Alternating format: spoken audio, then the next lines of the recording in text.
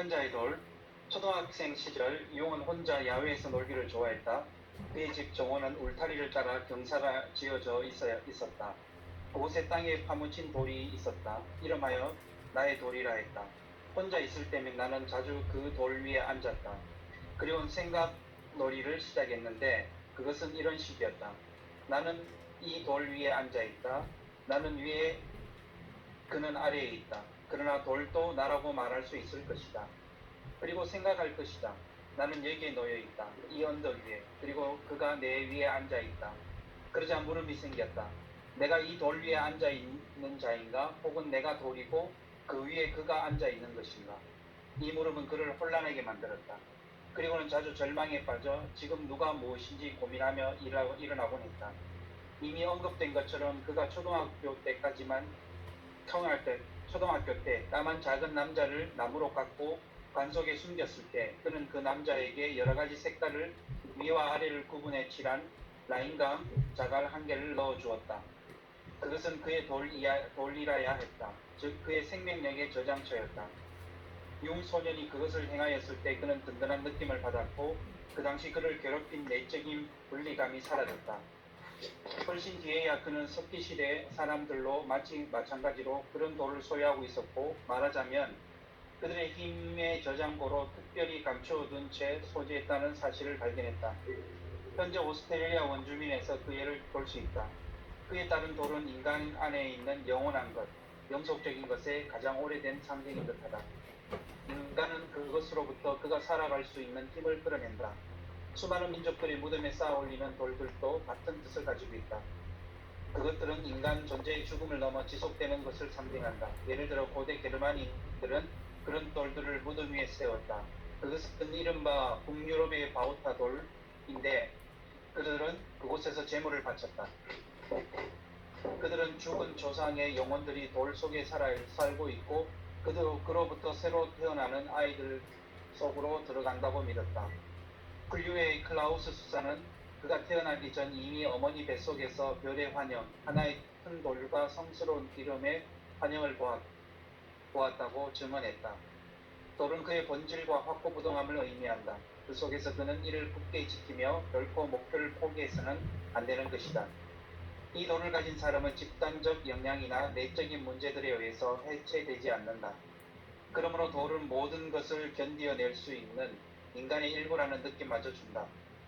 이미 연금술 가장 초기의 원전에서 우리는 언제나 연금술사들이 탐구하는 황금과 대등한 것으로 현자의 돌의 주제를 만나게 된다.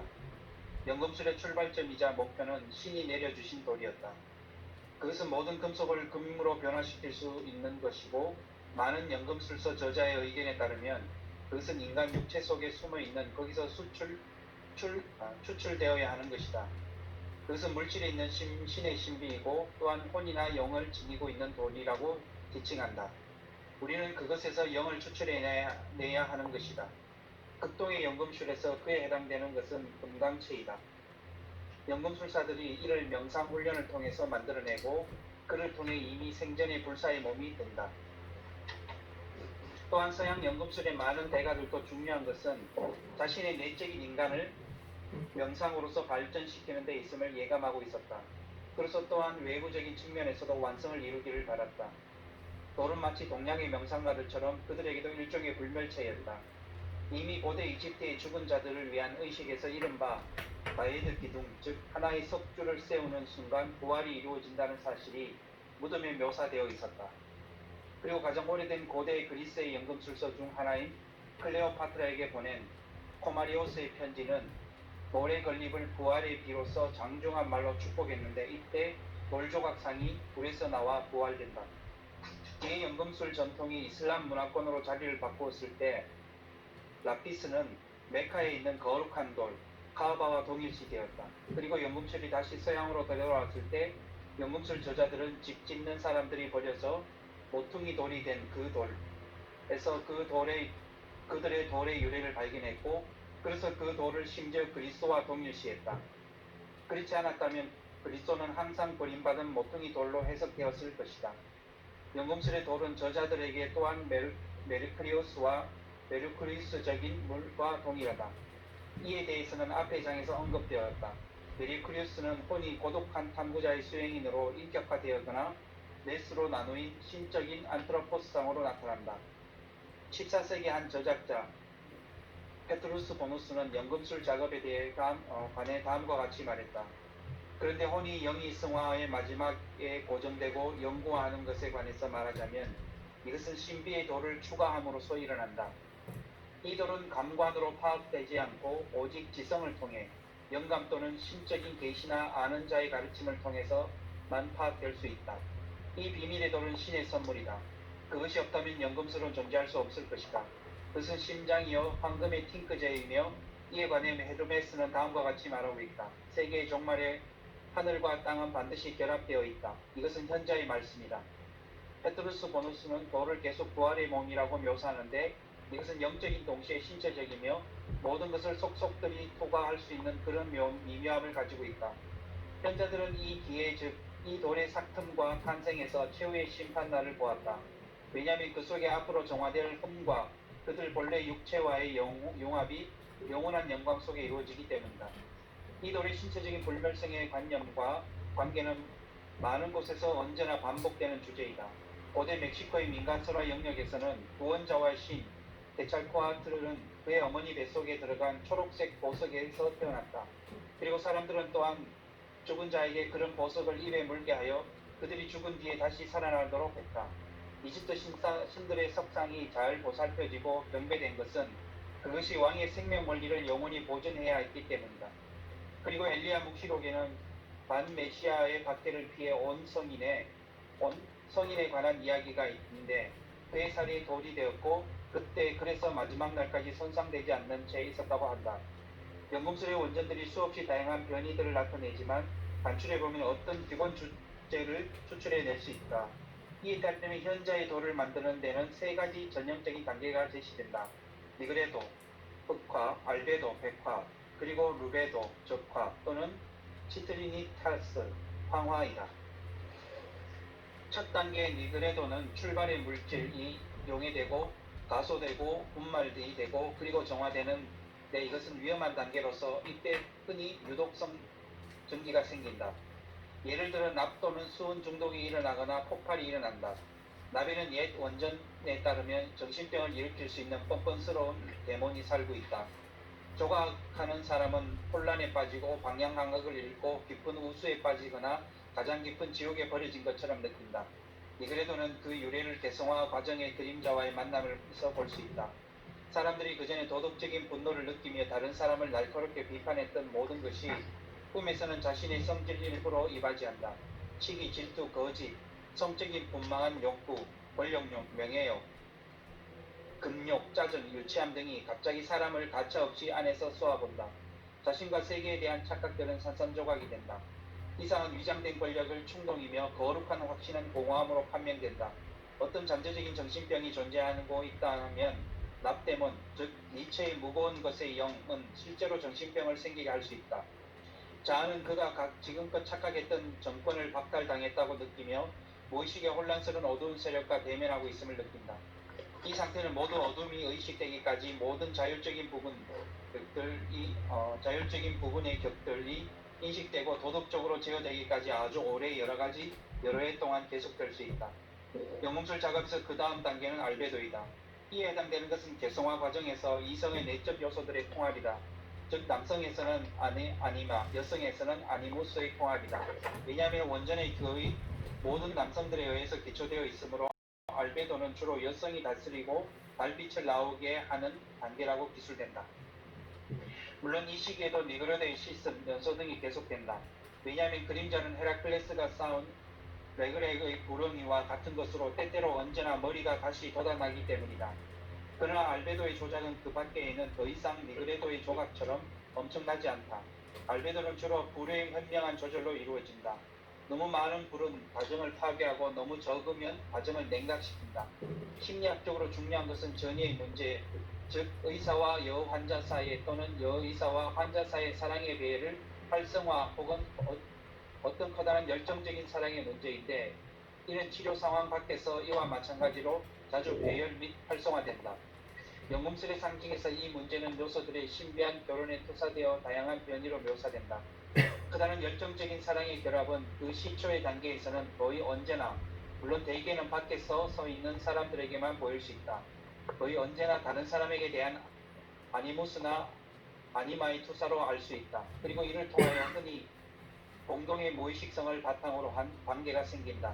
그 속에서 온갖 있을 수 있는 대극들, 신뢰와 불안, 희망과 불신, 끌림과 저항이 균형을 유지한다. 옛 연금술사들은 흔히 신비한 여자친구나 그들의 아내와 함께 일했다. 그리고 그들의 아니마, 아니무스의 요소들은 작업에 들어가는 진료에 투사되었다. 즉 그들은 그들의 왕자다운 당당한 결혼을 시험관 속에서 만들어내려고 했다. 또한 치료 중에서는 인생에서든 사랑의 상황은 그런 경우에도 본래 언제나 내 인물이 배열되었다. 남자와 그의 아니마, 그리고 여자와 그녀의 아니무스, 이 네 요소들 사이에 끌어당기고 내치는 모든 가능한 현상들이 있다. 이 상황들은 예전에는 아니무스와 아니마가 도그마의 종교적 상징들 속에 포함된 점을 생각해보면 오늘날의 우리에게는 조금 새롭다. 예전에는 아니무스는 그리스도의 형상, 많은 여성들의 천상의 사랑, 아니마는 마리아나 교회의 형상에 포함되어 경험되었던 것이다. 오늘날 이 투사들은 종교적 형상에서 무의식적으로 고개를 돌렸고 인간적인 영역으로 자리를 옮겨서 남성과 여성의 관계는 엄청나게 중요시 되었으며 동시에 큰 부담을 주었다. 그래서 이용의 견해로는 오늘날 매우 많은 결혼이 파탄에 이르고 있다. 그러나 이 새로 등장한 어려움의 장점은 그것이 마침내 무의식적인 시몬의 우리의 주의를 돌리도록 강요한다는 점에 있다. 화학적 결혼의 배우자들은 대부분 오누이, 모자 또는 부녀로 기술된다. 그들의 합의는 하나의 근친혼이다.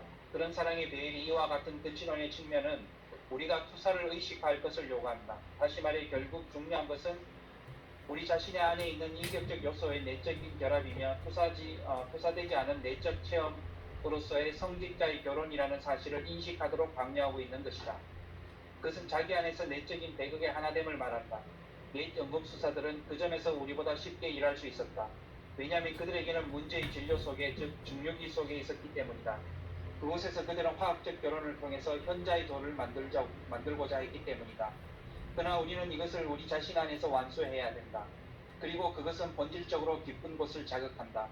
오늘날 인구 증가의 모든 사람들 사이 접촉이 기술적으로 더욱 가까워졌기 때문에 본래 작은 인간 집단의 사회적 질서에 적용되던 이른바 배우자 선택의 원초적 사회 질서는 붕괴되었다. 그러므로 사회 통합을 지향하는 본능 에너지는 고급 문화권에서는 결혼에서 종교적, 정치적 영역으로 자리를 옮겼다.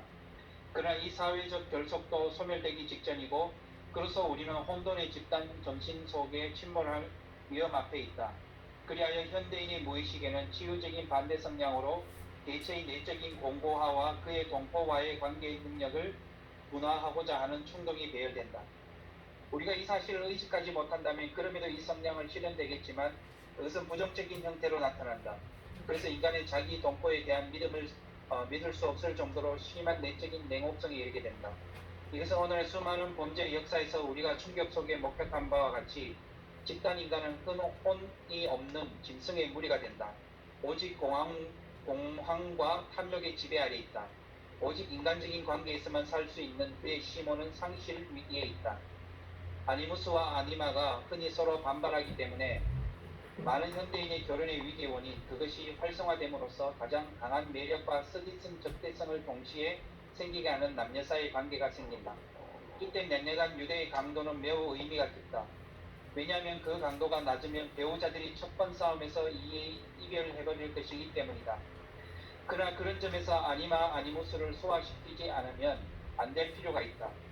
연금술사들이 권하는 것처럼 왕과 왕비가 화상을 입지 않도록 부드러운 불을 유지하는 것은 극도로 어려운 일이다. 마찬가지로 신체적인 것과 영적인 요소들 사이의 진정한 중앙을 유지하는 것도 결코 쉬운 일이 아니다. 밖으로 향한 투사가 되돌려진다고 해서 이것이 관계의 절대적 종말이 되는 것은 매우 드물다. 보통은 인간적인 유대에 되돌아온다. 왜냐하면 의식적으로 인정하고 받아들인 이웃과의 유대 없이는 도시 인격의 전체 정신적으로 합성은 없기 때문이다. 그러므로 개체의 내적인 공고함은 결코 높은 단계에서의 집단 인간의 냉혹함, 즉 어떤 정신적인 고립과 거리감의 형태로 나타나는 것이 아니라 이웃을 포함한다. 그래서 융은 많은 학파의 치료자들과 반대로 그의 많은 환자들과 개인적인 인간적 접촉을 유지하였다. 그래서 그의 제자 집단도 1차적으로 이들의 계열에 점차 성장해온 것이다.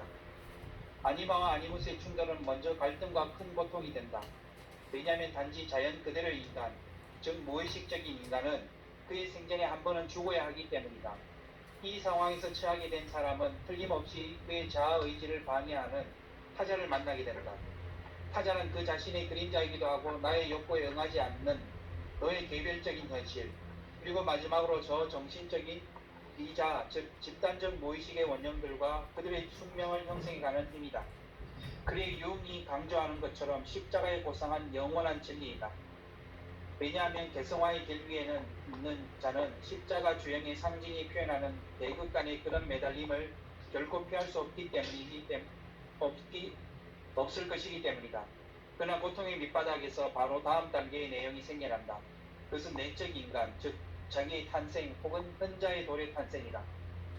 백화의 단계 뒤에 연금술 과정에서는 루베도, 적화 혹은 시트리니타스의 황화가 뒤따른다. 이 시기에는 작업이 끝난다. 증류기의 뚜껑을 열리고 현자의 돌은 우주적, 치유적 작용을 사방으로 방사하기 시작한다. 그는 모든 대극을 자신 속 융합하고 세계의 네 요소를 통합한다. 자기 또한 그렇게 개성화 과정에서 자신을 실현한다.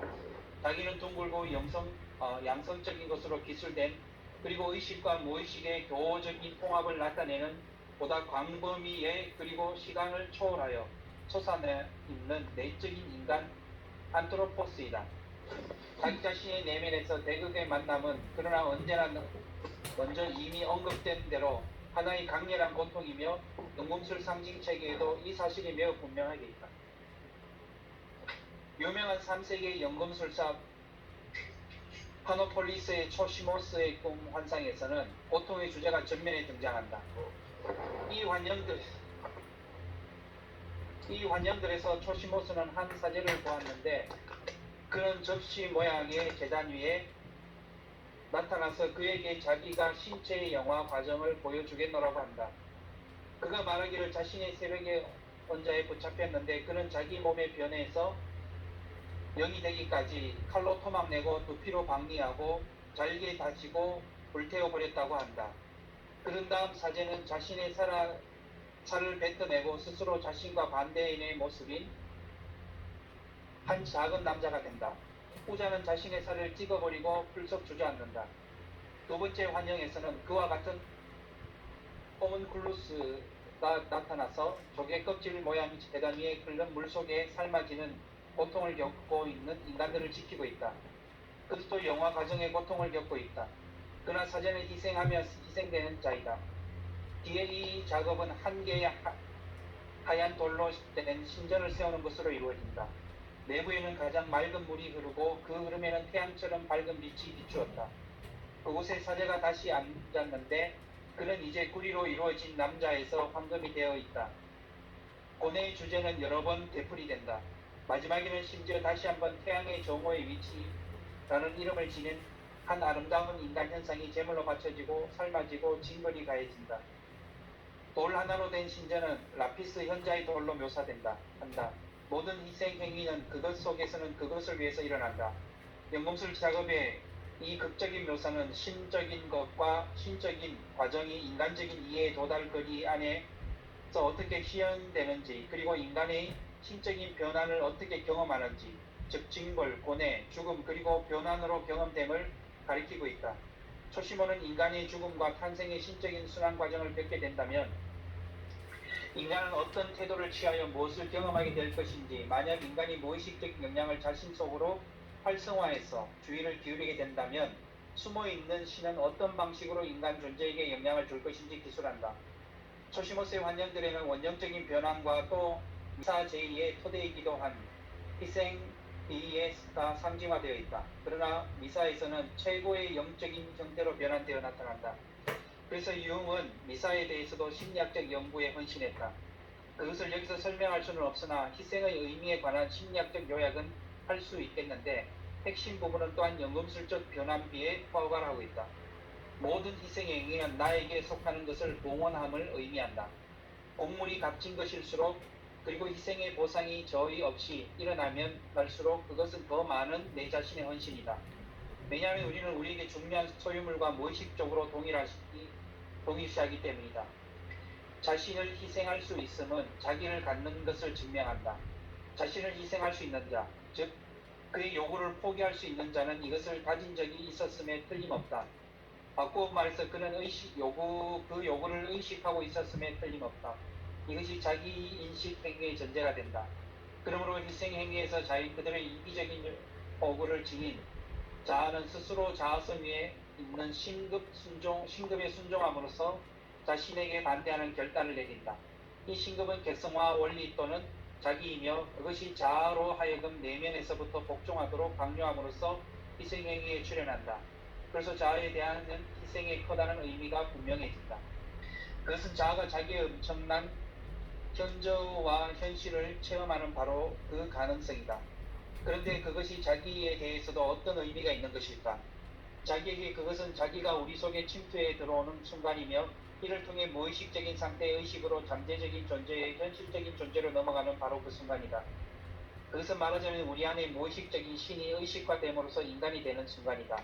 무의식성의 산만한 상태에서 자기는 인간의 자기 성찰 행위 속에서 자신을 가다듬고 하나의 통일체로 출현한다. 근데 자기는 자아 이전에 이미 존재하고 있는 만큼 그것은 자아의 아버지이다.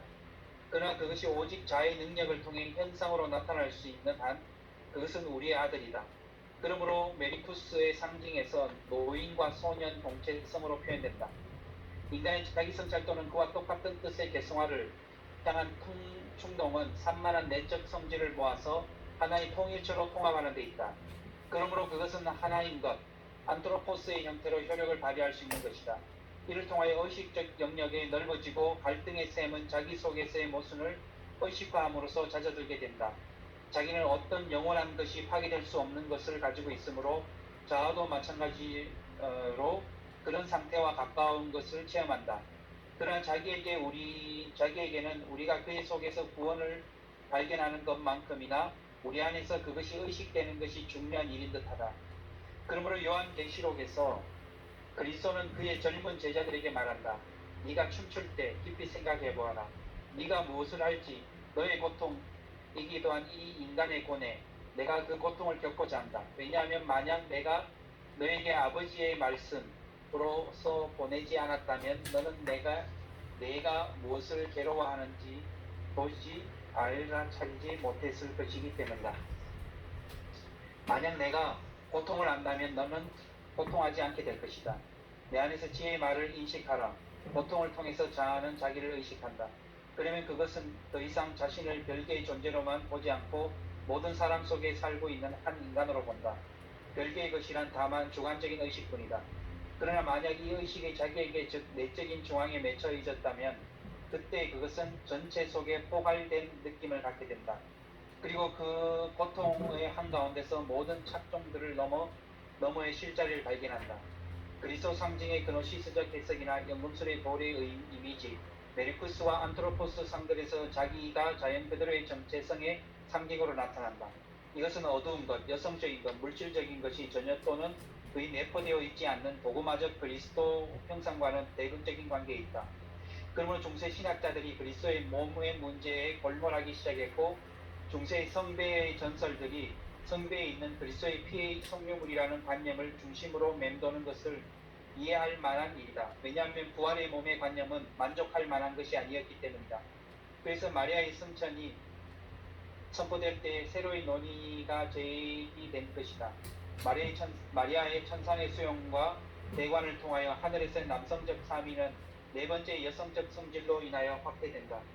이로써 사위가 성립되고 그것은 단지 자명한 것으로 가정된 것이 아닌 진정한 전체성의 상징을 나타낸다. 삼위일체의 전체성은 단순히 그렇게 요구되는 것이다. 왜냐하면 그 전체성의 외부에는 독자적인 영원한 적수가 그의 천사의 무리와 지옥의 주민들과 함께 있기 때문이다. 우리에게 꿈이나 환영들 그리고 동양에서 만다라로 나타나는 바와 같은 자연적인 전체성의 상징들은 사위일체의 4의 4배 또는 4분된 원이다.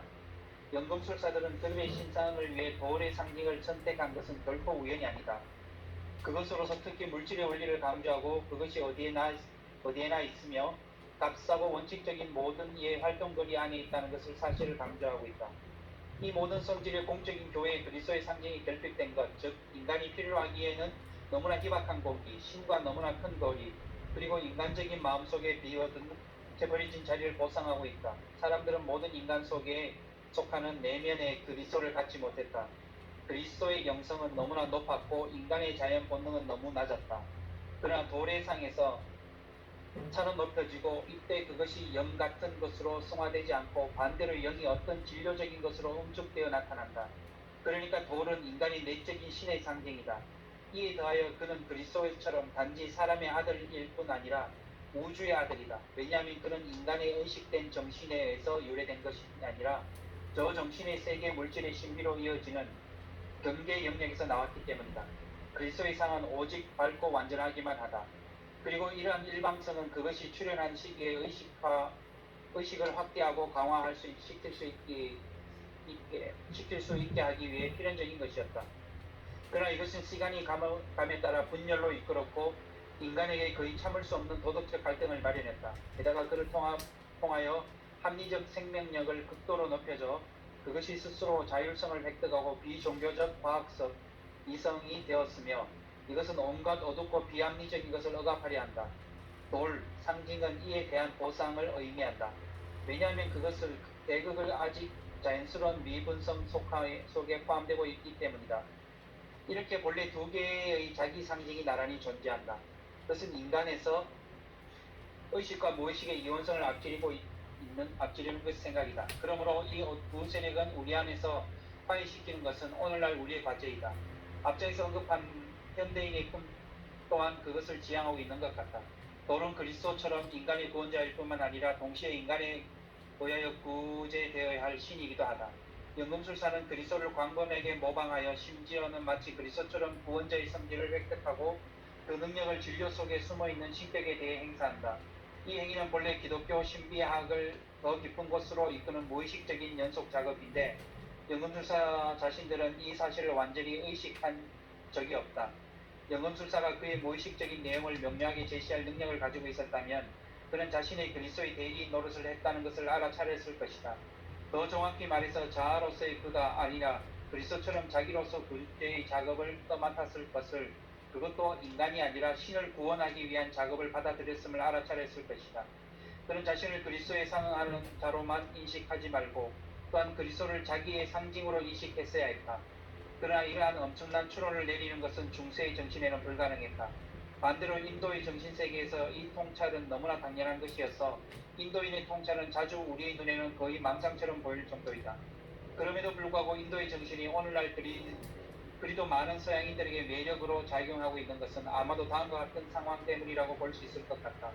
즉 인도의 정신은 우리 자신의 무의식적인 인상을 연금술이 의식의 문턱 아래서 준비한 것처럼 의식으로 들어올리는 다리가 되어줄 수 있을지 모른다는 점이다.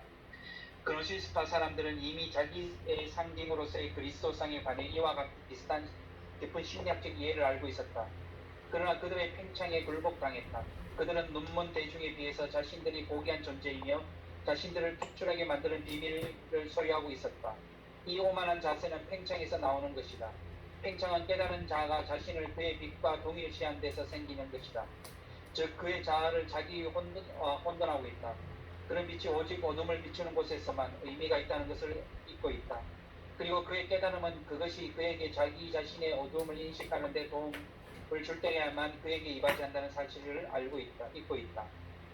교회는 그노시스의 비현실주의의 위험을 알아차렸고 그래서 상징들의 실용적인 구체주의를 고집했다. 2000년이 지난 오늘 우리는 우리의 사소함과 불확실함을 잊은 채 인간의 신격화를 견딜 만큼 충분히 성숙했는가. 모든 대극들을 자신 안에 융합하는 자기의 현상은 융이 언제나 강조하였듯이 이해할 수 없는 것 그리고 하나의 비밀이어서 사람이 건강한 정신상태에 있는 한 차라리 동일시하지 않는 것이 좋다. 인간 자신은 자기의 내면의 본성에 섬뜩한 대극을 극복할 수 없다. 그는 그것을 자신 속에 있는 객관적인 심적 과정이라고 이해하는 법을 배워야 한다. 예전에는 언제나 소수의 사람에게 예비되었으나 오늘날은 많은 인간들을 사로잡는 루미노제의 경험으로 받아들여야 한다. 돌이 우리 안의 경험이다. 그러나 그것은 우리의 자아가 아니다. 그러므로 융이 소년 시절 돌 위에 앉아서 자문한 물음이 여기서 나온다. 이 돌 위에 앉은 자가 나인가? 또는 내가 돌이고 그가 그 위에 앉은 것인가? 이러한 모순은 견디는 데는 많은 지혜가 필요하다. 융이 1950년 그의 별장 속에서 구석 건물을 짓는 일을 할 때 그는 매우 숙달된 미장이었다. 어느 날 일꾼이 한 네모난 모퉁이 돌을 가져왔다. 그것은 잘못 계산된 되었고 건축에 사용될 수 없는 것이었다. 그는 열광했다. 이것이 바로 그가 라피스의 기념비로 변환시켜야 했던 돌이었기 때문이다. 그는 앞면을 쪼아서 하나의 원을 만들었고 그 안에 한 카비르 손에 등불을 든 아스클레스피오스의 작은 사람을 조각했고 그 주위에 비명을 새겼다. 아이오는 어린이처럼 놀며 판놀이를 하며 어린이의 왕국, 이것은 텔레스포로스, 이 우주의 어두운 지대를 방랑하는, 그리고 별처럼 깊은 곳에서 빛을 발하는, 그는 태양의 문과 꿈의 나라로 가는 길을 가리킨다. 그리고 다른 두 면에도 연금술의 돌에 관한 격언을 계속해서 새겼는데 그 중 하나는 다음과 같다. 나는 고아 혼자 있다. 그런데도 나는 어디서나 발견된다. 나는 하나이지만 내 자신과 반대편에 있다. 나는 소년이고 동시에 노인이다. 나는 아버지도 어머니도 몰랐다. 사람들이 나를 물고기처럼 깊은 곳에 끄집어내어야 하기 때문에, 혹은 내가 흰돌처럼 하늘에서 떨어지기 때문이다. 숲과 산들에서 나는 여기서 돌아다닌다. 그러나 나는 가장 내면의 인간 속에 숨어 있다. 나는 누구에게나 죽을 존재이다. 그러나 시간의 변동이 나를 어쩌지 못한다. 융은 이 돌에서 오버제 호수의 그의 성탑과 탑 본래의 주민, 자기에게 기념비를 세워주었다. 저 비밀에 가득 찬 살아있는 것에 그가 무의식이라고 말한다. 그리고 오늘날까지 아직 너무나 소수에 의해 진정으로 이해되고 있을 것을 위하여. 이상입니다. 수고 많으셨어요. 굉장히 방대한 내용이죠. 이 부분도 현자의 돌이라고 해요. 어떤 철학자의 돌 얘기인데 영성 추구의 어떤 방법론 얘기. 그래서 어떤 면에서 엘키미스트라고 하는 게 무엇을 추구하는 사람이었는가, 종교 철학자들이었다는 얘기를 하고 싶어 하는 거죠. 그래서 우리의 내부에 있는 어떤 신성이라고 하지만 신성이 어떤 신과 동일시되는 훌륭한 인간, 고상한 인간이라는 의미로서 있어서 신과 인간을 구별하기 어려운 이런 묘사들이 계속 일어나죠. 그러면서 여기서 셀프라는 개념이 아주 뚜렷하게 드러나죠. 셀프와 이고를 구별해내는 것을 여기서 융의 얘기 속에서 셀프는 우리가 본래 타고난 어떤 우리의 트루 셀프 개념으로, 여기서 안트로포스라는 개념이 여기 트루 셀프하고 가장 가까운 개념이 될 수 있겠죠. 이 현자의 돌이라는 것도 결국 우리의 신성을 어떤 신성이라고 얘기도 할 수 있겠고, 우리에게 내재되어 있는 가장 고귀한 어떤 우리의 참 자기다. 우리가 발달시켜야 될, 어쩌면 무의식 속에 있는, 숨겨져 있는 우리의 참작이나 어쩌면 신성이 스스로 드러낼 수 없다는 얘기죠. 의식과 무의식이 협력했을 때만 이 신성이 드러날 수 있는 거죠. 그래서 서로가 서로를 필요로 하는 상황인데, 이 과정을 잘 설명하려고 애를 쓰고 있는데, 여러분들이 오늘 느낀 거 잠깐 나누는 시간 같죠. 우선 서 목사님부터 잠깐 나누시겠어요? 네, 이 현자의 돌 읽으면서 좀 이게 이제 이 전체가 이 신화를 이야기하는 데서 한번 생각을 해봤는데, 이게 도대체 이 방대한 이 신화의 이야기 속에서 뭐 이야기하고자 했던 것들이 뭘까라고 생각하는데도 그걸 하다 보면 또 저도 굉장히 좀 그러니까 어떤 이 생각을 모으는 게 쉽지가 않았습니다. 예, 어렵죠.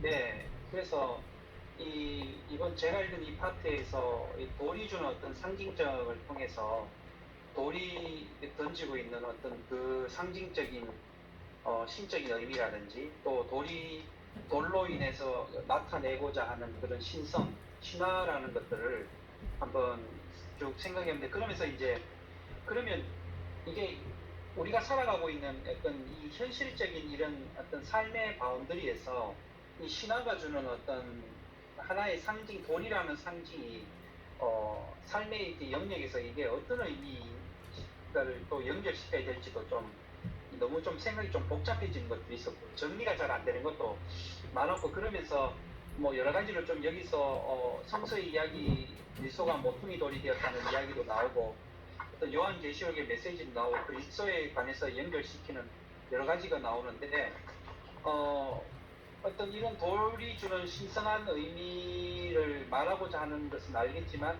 또 그러면 그러면 이 돌이 그런 주고자 하는 신성한 의미가 어떤 연금술에서 나타내는 이 돌들 자체가 에 대해서도 제가 좀 뭐 정리가 안 돼서 막 질문이 이렇게 오락가락하는 것도 있고, 나름대로 또 찾아보는 게 또 뭐냐면, 여기서 이야기하고 있지 않지만 돌이 우리 지금 어떤 주변의 상황 속에서 어떤 신성 타 종교라든지 여러 가지 무속 신앙 속이나 여러 가지 속에서도 돌이 주는 신성한 어떤 의미들이 참 많은 것도 한번 찾아봤거든요. 네.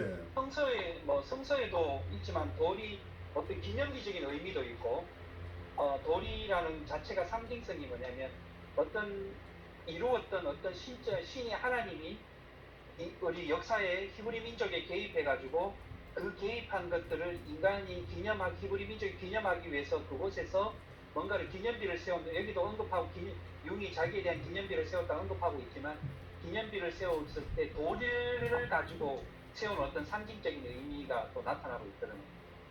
어떤 이게 성서 속에서 히브리 민족의 어떤 그 속에서 돌이 주는 상징 속에 거기에서 어떤 하나님 신의 개입으로, 하나님의 개입으로 자기들이 여기까지 이르게 되었다라는, 돌이 하나님이 아니라, 제가 이해한 게 맞는지 모르겠지만 오늘 이 현자의 돌과 연결시켰을 때 돌이 어떤 신이 아니라 돌을 통해서 어떤 상징적인 어떤 상을 이야기하고 있다는 거예요. 그래서 어떤 면에서 굉장히 중요한 얘기죠. 영이다고 하는 얘기, 어떤 스피릿이 네. 그 돌 속에, 그 속에 어떤 영이 있다고 하는 쪽에 비중을 두고 있는 게 아닌가. 그래서 그 영을 추출해야 된다 네. 하는 개념으로 쓰고 있는 것으로 보여요. 네, 그래서 그 연금술사들이 그 돌을 통해서 그런 아까 교수님 말씀하시는 그 추출해내는 그런 과정들이, 그리고 이것들을 실제적인 우리 삶 속에서 이걸 어떻게 적용해서 그걸 적용한다면 예를 어떻게 들 수 있는가를 제가 또 이제 좀 질문할 수 있는 거고, 또 한 가지 또 예를 들어서 제가 또 찾아봤는데 또 여기 나오는 것 같지만, 몽골에 가다 보면 또 다른 곳에도 이런 비슷한 게 많이 나타나는데, 몽골에 가서 제가 많이 봤던 게 뭐냐면, 이 그 넓은 초원지대를 지나다 보면 항상 그 돌무더기가 있습니다. 그 돌무더기로 쌓아놓은데 그거를 몽골 말로 오보라고 그러는데, 그 오보의 의미가 어떤 의미냐면 신성한 곳을 상징하는 의미라고 하더라고요. 몽골 그 해설자가 가이드가 이야기를 해주더라고요. 이게 뭐냐고 물으니까 그 돌무더기 위에 뭐 여러 깃발을 세우고 이렇게 있는데, 이 돌무더기가 뭐냐면 사람들이 그 길을 통과할 때 차를 세우고 말에서 내려서 주변에 돌을 또 하나 또 올리고, 거기에서 또 빌고 자기들의 여행과 자기들 삶과 목축에 따라 이동하는 그 과정을 안전과 기온을 지켜달라고 하는 어떤 오보에, 그러면서 그 돌무더기가 쌓는 곳이 굉장히 그 의미가 있는, 이 장소는 신성한 장소다 라고 의미한다고 그렇게 설명해 준 게 이제 막 기억이 나더라고요, 이걸 읽으면서요. 그래서 이제 이 어떤 돌이 주는 상징성이 돌 자체가 신성한 게 아니라 그것을 쌓음으로 인해 가지고 그것을 통해서 뭐 연금술사들이 이것을 통해서 이야기하고자 하는 그런 어떤 메시지, 또 그런 것들이 아닌가. 근데 저는 좀 이런 식으로 그 자신을 그 상징성을 통해서 뭐 끊임없이 자기를 찾아가려고 하는 그러한 것들의 메시지가 아닌가. 그것도 좀 이렇게 연결시켜 보려고 했는데 잘 안 되는 것 같습니다. 네, 아주 좋습니다. 네. 그래서 계속해서 우리가 탐구해 봐야 될 부분인데, 우리 문화에서 여러분 고인돌 문화가 우리에게 네. 있었죠. 그리고 우리의 무덤 형태의 적석총이라고 하는 돌은 우리 문화에서도 우리가 잘 깊이 이해하지 못하고 있지만 많은 이 사용된 어떤 상징이죠.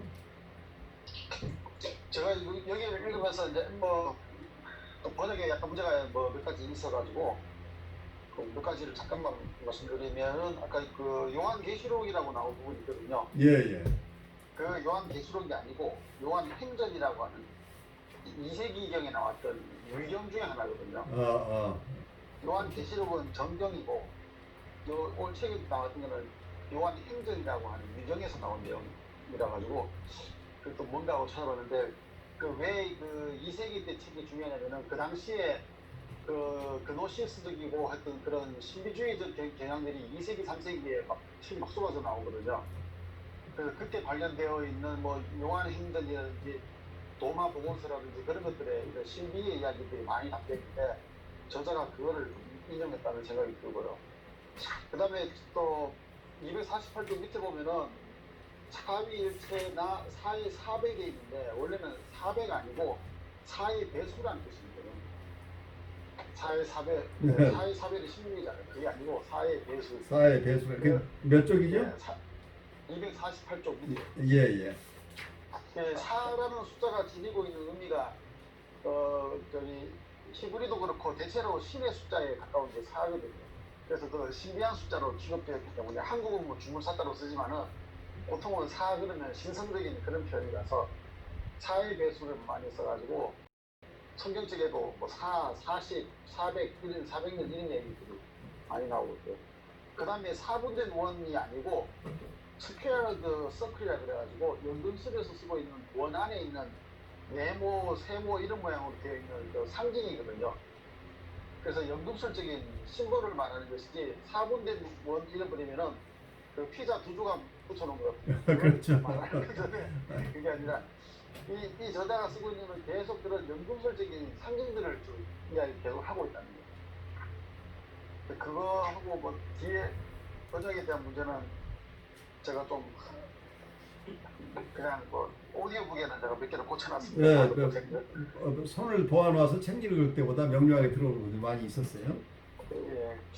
근데 제가 이걸 읽으면서 그 메리쿠리오스하고 10장과 11장이 서로 두 가지가 연결되어 있는데 이 메리쿠리오스도 보면은 어떤 모순된 신성이나 또 대극의 신성이 하나로 연합되는 이야기들을 하고 있고 천자의 돌 같은 경우에도 인간성과 신성을 갖다가 융합하고자 하는 그런 시도가 있다고 보아지거든요. 그래서 여기에서 문제를 보면은 뭐 이런 시도들이 뭐 그리스 철학이나 연금술에서만 나오는 게 아니라 대체로 많은 민족들이 가지고 있는 고유의 의식이라고 하는 속에 보면은 그런 것들이 그대로 드러나고 있다고 생각됩니다. 그래서 일본의 뭐 만화 영화라든지 거기 보면은 민족의 어떤 특성들을 반영하고 있는 그런 문학들에 보면은 항상 돌이 나오고 돌의 에너지를 모으는 사람들이 가장 그 고차원적인 과학 지식이나 그런 능력을 가진 사람들로 이렇게 표현되고 있고요. 근데 그 문제는 뭐냐면은 이 책에서도 계속 이야기 나오는 것이 연금술에서 그걸 성공한 것처럼 이야기를 하고 있거든요. 성공했을 때에 이런 모습이 되고 이렇게 나타난다고 그러는데 사실상은 연금술이 성공을 못하고 실패하는 게 연금술이거든요. 다 실패하고 그나마 의미를 부여하는 게 뭐냐면은 화학적 물질의 어떤 변형들에 발견되어서 화학 케미스트리의 발전으로 이어졌다고 말하면은 결국은 연금술에서는 어떤 신성과 인성을 영합하고자 애를 썼지만은 그건 실패하고 인간이 경험했던 것은 철저한 현실적인 삶을 경험했다고밖에 안 되는 게 이게 사실은 팩트로 남아있거든요. 그렇게 생각해보면은 신화라든지 연금술이라는 것이 그런 모순된 대극들을 통합하려고 하고 있고 인간과 신을 합치려고 애를 쓰고 있지만은 우리 인간 입장에서는 안 되더라 하는 게 사실상 결론으로 나버렸습니다. 그러면은 이 문제는 나머지는 그러면 성공했다고 하는 것은 결국은 실제 경험한 게 아니라 상상 속에서 만들어진 이야기들로 남아버리거든요. 그러면 이게 또 우리 심리학으로 가져오게 되면 어떤 일이 되어버리냐면은 종교적 경험도 그렇지만은 우리가 신을 만난다, 하나님을 만난다 하는 이야기라든지 아니면 우리가 무식을 만난다는 이야기가 과연 성공적이냐 라고 했을 때에 성공적이지 않을 수도 있다는 생각을 하게 됩니다. 이 책을 보면서. 그래서 성공적이지 않고 결국 우리는 무엇을 경험하는 건가 저는 그런 생각해 보니까 의식과 무의식의 중간 상태를 경험하고 있지 않은가 하는 그런 생각이 들더라고요. 그래서 그것을 어떻게 보면은 종이 한 장 차이로 이렇게 넘어가면은 현실에서는 상상이고 무의식을 경험하게 되면은 거의 현실에 가까운 무의식의 경험이 되고 한 조금만 넘어가면은 이건 완전한 인간적인 경험, 인간성에 대한 경험인데 그걸 조금만 바꾸면은 인간성이 아니고도 될 수 있는 이런 모호함으로 남아있더라고요. 그래서 이 책, 예, 아주 중요한 이 책- 통찰이죠. 네. 예, 이 책에서도 보니까 아까는 그럴 수도 있다라는 그렇다가 아니고 이 책의 표현에서도 뭐냐면은 그럴 수 있다는 표현을 쓰거든요. maybe. 그러니까 여기서 아까도 어떤 우리 임상적인 쪽의 얘기로 아까 풀어서 나오는 것 중에서도 이 자아가 어느 정도 이 셀프를 소화해낼 수 있는 상태에서 셀프를 받아들인다면 어떤 면에서 그걸 원래 트루 셀프가 발현될 수 있도록 도와줄 수 있는데 만약에 자아가 그런 준비가 되어 있지 않은 자아라고 한다면 그게 취약한 자아가 이고가 있을 때는 셀프를 감당하지 못한다는 얘기예요. 그래서 이게 사이카틱한 상태로 갈 수 있다는 얘기예요.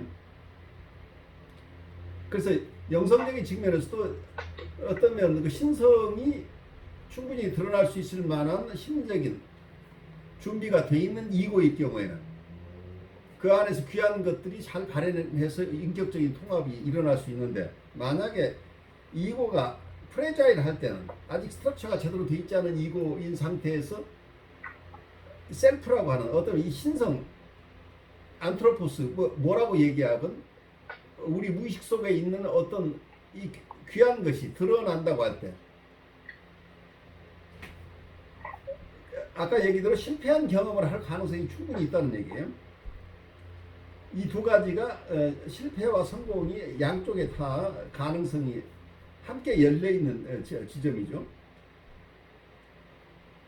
그래서 어쩌면 트랜스포메이션이 성공적으로 일어날 수도 있지만 실패할 가능성도 충분히 있다는 것이 어쩌면 지금 말씀하신 대로 연금술의 히스토리하고도 비추어서 볼 수도 있고 실제적인 그 연금술적인 어떤 통찰이 우리에게 사용됐을 때 영성적인 훈련이나 심리적인 치료 과정에서 이런 개념들이 접목됐을 때 아주 조심하지 않으면 실패할 가능성도 얼마든지 있고 왜곡돼 버릴 가능성도 있다는 거죠.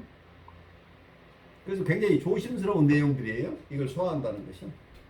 그냥 너무 심화적으로만 소화될 부분 아니고 실제 우리의 적용 과정에서는 치밀한 준비가 돼 있을 때 그 의미를 잘 조심스럽게 받아들일 수 있는 어떤 내용들이 아닌가 싶어요. 그러니까 결론적으로 보면은 이게 결국은 무의식과 의식의 경향성이라든지 비중을 둔다면은 결국은 우리는 의식 안에서 무의식을 경험해야 되는 것이지. 그렇죠. 무의식에 대한 상상 속에서 무의식을 경험하게 되면은 이거는 그냥 말하자면 제가 얘기했던 실패죠. 되는 거고. 네. 결국은 이 연금술도 현실에서 물질을 보면서 물질의 변화를 그것을 보면서 어떤 가능성들을 만들어야 되는데 현실을 무시하고 오로지 그것만 되어야 된다 생각하는 속에서 또는 신적인 지혜만 발견해야 된다고 했을 때 결국은 그거는 아까 말한 흑주술이라든지 그런 잘못된 사이비 같은 이단과 같은 그런 것들로 끝나고 만다는 그럴 가능성이 굉장히 많은 거죠. 네. 네. 그런데 그렇게 많은 실패를 거듭했던 연금술을 종교 철학적인 측면에서 깊이 이해한 것이 융의 어떤 큰 기여라고 보여요. 그 속에 숨겨져 있는 것들. 그렇지만 거기에는 아까 말씀대로 실제로 이러한 신화적인 요소들이 잘못 이해돼서 오히려 자아의 발달을 방해할 수도 있기 때문에 굉장히 조심스러운 거죠. 잘 준비된 자아일 경우에는 이 무의식 속에 있는 셀프 자체를 소화해낼 능력이 있지만 그렇지 않은 경우에는 이걸 오히려 처음 우리 챕터에서 나왔듯이 조그마한 등불을 가지고 폭풍우 속을 지나가는 폭풍우를 헤치고 나가는 게 우리의 인간인데 이 작은 등불이 우리의 의식인데 이 의식이 압도돼 버리면 큰일 난다는 얘기예요. 그래서 의식이 소화할 수 있는 범위 내에서 무의식이 점차적으로 드러나는 이런 조심스러운 과정을 간다면 아주 성공적으로 이 사람이 성장할 수 있지만 너무 이게 비현실적으로 무의식이 바로 자기를 다 드러내도록 하는 과정이라고 한다면 자기 의식이 이걸 감당하지 못해서 결국 사이카틱한 상태로 갈 수 있는 위험성들이 있는 거죠. 그래서 우리가 신비 체험을 추구하는 분들 중에 굉장히 위험한 케이스들이 나와요. 신비 체험을 한다고 하는 것이 건강한 자아를 가진 분이 신비 체험을 하는 건 굉장히 도움이 될 수 있는데 건강하게 소화할 수 있는데 그렇지 않은 분이 신비 체험을 쫓다가 자기의 의식을 놓쳐버리게 되면 사이카틱한 상태로 갈 수 있다. 그러니까 많은 이제 종교적인 현상들을 보면은 어떻게 보면은 이제 신비 체험이 종교의 그 뭐랄까 중요점이 아니고 어떻게 생각하면 내적인 힘, 그 존재의 힘이라든지 그런 오히려 현실적인 어떤 건강한 현실들을 만들어 나가는 힘이 더 강조되어야 되는데 많은 경우는 종교에서는 신비 체험이라든지 신비적인 어떤 능력에 대한 것들을 너무 집중하고 있지 않는가 하는 좀 그런 생각이 들더라고요. 그래요. 어쨌든 이 주제들은 조심스러운 주제들이에요. 그리고 어떤 면에서는 굉장히 현대인의 입장에서는 굉장히 비과학적인 부분도 있고 지나친 부분도 있지만 여기서 깊은 의미에서 철학적이나 영성적인 측면에서 우리가 여기서 받을 수 있는 인사이트들이 포함되어 있기 때문에 이걸 다 버리거나 다 수용하거나 할 수 있는 것들은 아니겠죠. 그렇지만 이러한 오래된 전통 속에서 실질적으로 우리에게 도움이 될 수 있는 통찰들을 추려내는 것은 장기적으로 큰 도움이 되지 않을까 싶어요. 그러니까 저 한 가지 이제 이게 융이 이제 처음 이 챕터 현자의도를 시작할 때 자기가 좀 저도 모르겠습니다. 이 돌에 대해서 이제 자기가 그 부실부실간에 이게 어떤 구분되지 못하는 어떤 그런 체험을 하고 이야기를 시작하고 있지 않습니까? 예, 그렇죠. 근데 그게 시작이 초등학교 예. 네, 그 과정 때 그 했다는 게 됐을 때 그 부분에서 저도 조금 어떤 유용이 가지고 있는 어떤 앞장에서도 우리가 여러 가지 이야기했지만 이 유용의 어떤 정신적인 어떤 부분에서 좀 질문을 조금 한번 좀 모르겠습니다. 의문을 좀 제기되는 것도 있고 모르겠습니다. 이게 뭐 연금술도 그렇고 융이 끊임없이 자꾸 연금술과 연결고리를 시켜서 이야기 안 하는데 돌 자체로서는 아무런 어떤 생명력이 없는 거지 않습니까? 근데 그 생명력이 없는 것에 끊임없이 뭔가 인간이 아까 이야기했듯이 무의식적이든 의식을 잡고 거기에 뭔가를 투사를 하는 것 그것으로 인해서 돌이 어떤 신성화로 만들어내고 그 돌이 때로는 나중에 돼서니까 살아있는 어떤 부활체로 부활하게 만드는 거기서 나오게 하는 그 모든 것들이 한편 제가 이제 결론을 내리면 생각한 게 뭐냐면 그 모든 것들의 결론의 결과는 어떤 조작이라는 의미로 좀 나쁘게 이야기한다면 조작일 수 있고 또 아니면 오해한다면 결국은 내가 생각하고자 하는 어떤 생각과 그 의식이든 무의식 속에서 생각하는 것들을 또 다른 어떤 객체의 대상에 그대로 투영하고 투사해서 그 결과를 이끌어내려고 하는 것이 아닌가 그런 좀 생각감 좀 해보긴 했습니다. 그래요. 저 같은 경우는 저기 꿈을 그 어릴 때부터 제가 그 정확하게 기억을 하는 거는 한 초등학교 4학년 말 그때부터 특이한 꿈들을 시리즈로 나이가 25, 거의 28살 때까지 시리즈로 계속 꿈을 꿨어요. 그리고 꿈 꿀 때마다 뭐냐면 그때 여기까지 이야기했지 그러고 그 다음 이야기 줍니다. 그거를 매번 꾸는 게 아니라 어쩌다 한 번씩 꾸는데 그런 꿈을 시리즈로 꿀 때는 뭐냐면 설명을 해줘요. 지난번에 여기까지 이야기했지 그리고 그 다음 이야기를 그러니까 그렇게 된다면 그 꿈속에서 이야기하는 사람은 누군가요? 네? 꿈속에서 오늘은 20회 차야 25회 차야라고 얘기하는 그 얘기를 하는 꿈속의 인물은 누구냐? 인물은 안 나오고 나레이트만 나오고 너레이터를 그러니까 너레이터라고 하는 게 말하자면 지금 네. 융식으로 얘기한다면 여기서 객관적인 존재라는 얘기예요. 융이 봤던 그렇죠. 오브젝티브한 거라는 게 내가 만들어낸 게 아니라는 네, 제가 그 말을 하고 싶었어요. 예. 그래서 근데 그거를 제가 만들어내서 해석을 끌어내는 것이 아니라 그런 꿈의 이야기들이 저한테 뭔가 메시지를 자꾸 주는데 그거를 시간이 지나면서 이해를 하게 되는 거예요. 그러니까 아까 얘기한 소년과 노인이 우리 안에 같이 있을 수 있다는 얘기죠. 네. 그래서 이 얘기는 어떻게 보면 굉장히 조작이라고 생각할 수도 있지만 잘 보시면 이 속에서는 우리 안에 두 개의 인격이 공존하고 있다는 얘기를 지금 계속하고 있는 거죠. 퍼스널리티 넘버 1과 퍼스널리티 넘버 2가 있는데 우리가 보통 이해하는 건 퍼스널리티 넘버 1, 의식 속의 인간인데 내가 이해하는 것만 나인 줄 아는데 꿈속에서 나에게 너레이션을 하고 있는 어떤 이 주체는 객체라고 할 수도 있고 주체라고 할 수 있는 이 주체는 내가 만들어낸 상상의 산물이 아니라는 것을 깨쳐라. 이것을 융이 끝까지 주장하는 거예요, 결국은. 그걸 뭐라고 얘기하거나 그것은 내가 만들어낸, 내가 조작해낸 것이 아니고 원래 있었다 하는 거고, 이 갇혀있는 이 신성이 스스로를 드러내기 위해서는 내 의식의 도움이 필요하다는 얘기예요. 그러니까 내가 이 트루셀프로부터 도움을 받고 있지만 또 이 트루셀프는 내가 없으면 드러나지 못한다는, 만약에 이 신성이라는 개념으로 얘기를 한다면 내가 신의 도움을 받고 있지만 신이 이 세상에 인카네이션 하기 위해서는 인간의 도움이 필요하다는 얘기죠. 내 의식 속에서 태어나셔야만 이 세상에 인카네이션이 된다는 그 개념을 가지고 있는 거죠. 내 안에 있는 신성이 있다고 한다면 안트로포스가 우리의 진료 속에 갇혀 있는데 여기서 해방되기를 기다리고 있는데 그 해방을 시켜줄 사람은 결국은 각자의 의식이라는 얘기죠.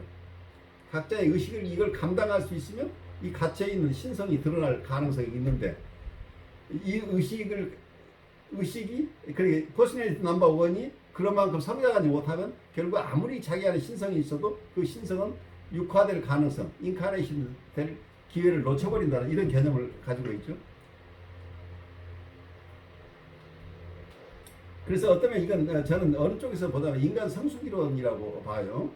인간이 우리한테 있는 어떤 귀한 존재를, 우리 귀한 탤런트를 타고났다고 본다면 이 탤런트가 발현되기 위해서는 우리가 이 의식이 성장하면서 이 무의식 속에 있는 탤런트를 자기 것으로 수용해내는 과정이 필요하다. 단순하게 우리가 알고 있는 나만 가지고 이 세상을 살아간다고 한다면 우리가 성숙할 수 있겠느냐죠.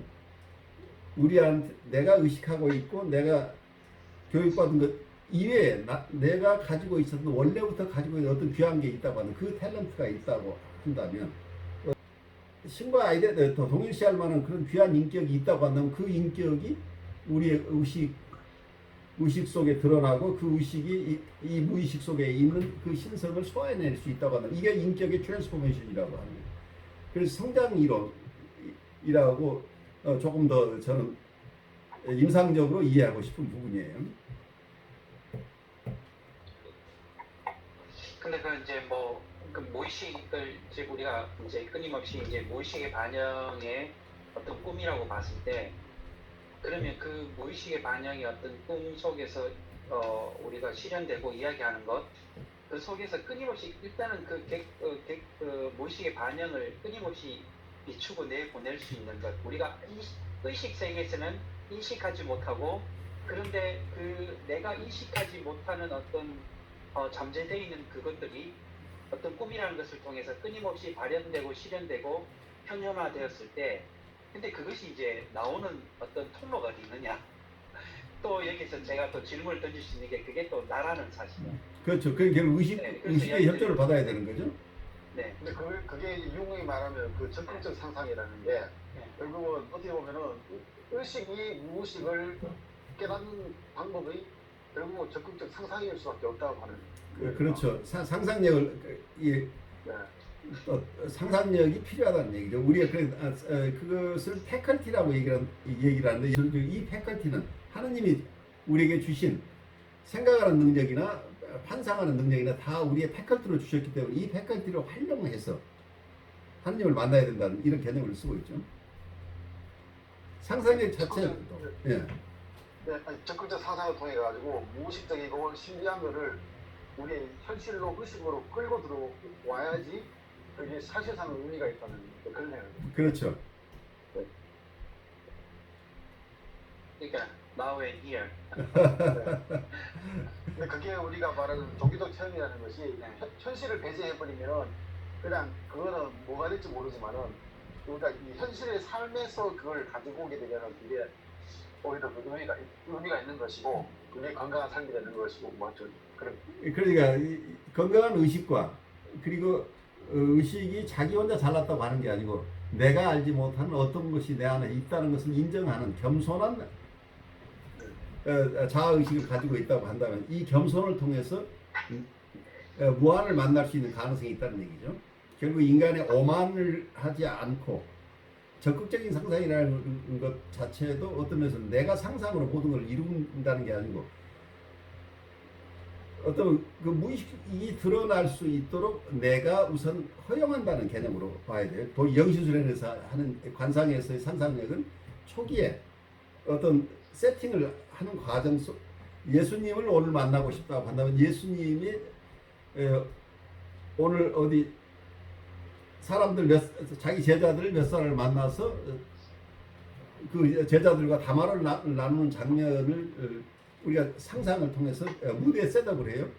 처음에 그러면서 내가 구하는 은총이 무엇인가? 예수님과 더 예수님을 더욱 가까이 알고 싶습니다라고 하는 어떤 인텐션을 가지고 그런 무대 셋업을 하고 나서 그 속에 자기가 처음 상상을 가지고